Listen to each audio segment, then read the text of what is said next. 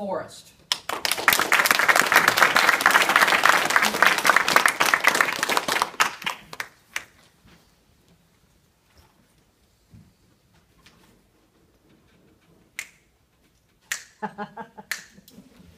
It was just my imagination once again running away from me. Oh, Mr. Contest Chair, fellow Toastmasters and distinguished guests, on Valentine's Day I decided to surprise my wife for tickets to go see the Temptations at the Cal Poly Performing Arts Center. And it was a very special day, not just because it was Valentine's Day, but because a very, very important revealing was about to happen. You see, the combined Cal Poly engineering teams had worked for 7 years on a secret project, a senior project, and it was about ready to be revealed for the first time in the history of mankind. One of our fellow Toastmasters, Brett Doran, advised me, Jeff, you must go that night. He was one of the special engineers who worked on that project. So immediately, as my wife and I walked into the door, I heard a voice, men on the left, women on the right. I went left, and this young engineer handed me a helmet. He said, put this on. It's kind of like a headphone and a shield. And right away, I started to hear birds. And then I looked through the shield, and I saw these birds flying at me. And this young lady was walking towards me. I think her name was Karen. She's kind of thin, and she said, why do birds suddenly appear every time you were near? She said, I guess just like me, they long to be close to you. And then this young boy, or a young man, I think he said his name was Barely Man Enough. He said, Jeff, this one's for you. And I said, no, Barry, this is Motown night. Right then, I started hearing this voice.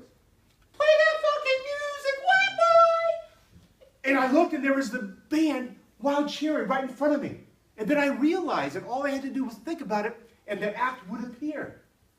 This was a law of attraction in action on steroids. And I go, wow, Motown, Motown, Motown. Just as I was thinking about that, the Queen herself appeared, Diana Ross. She said, stop in the name of love before I break my heart, think it over. Well, I would think it over if I only had a brain. And right then, the Scarecrow came from The Wizard of Oz, the Cheryl song. And he said, I would while away the hours while conferring with the flowers if I only had a brain. I said, Scarecrow, get back to the Emerald City. So he went off to see the wizard, the wonderful Wizard of Oz.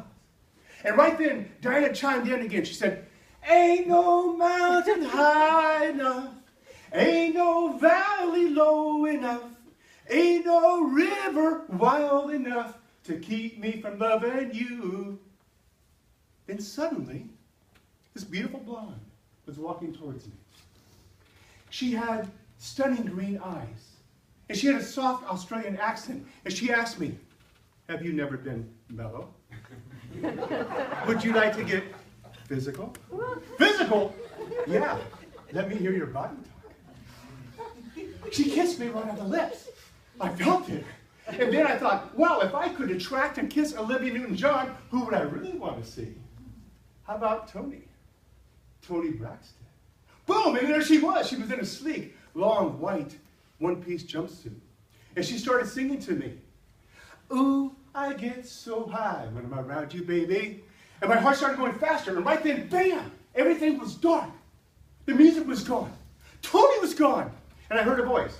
It is now time to turn in your personal virtual reality devices.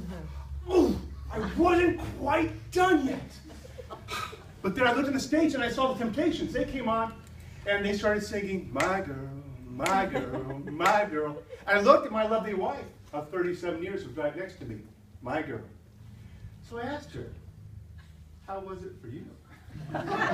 She said, well, as she smiled and confessed, I kind of liked it when Barry White and Marvin Gaye laid their hands on me. I felt healed. And that was not my imagination running away from me.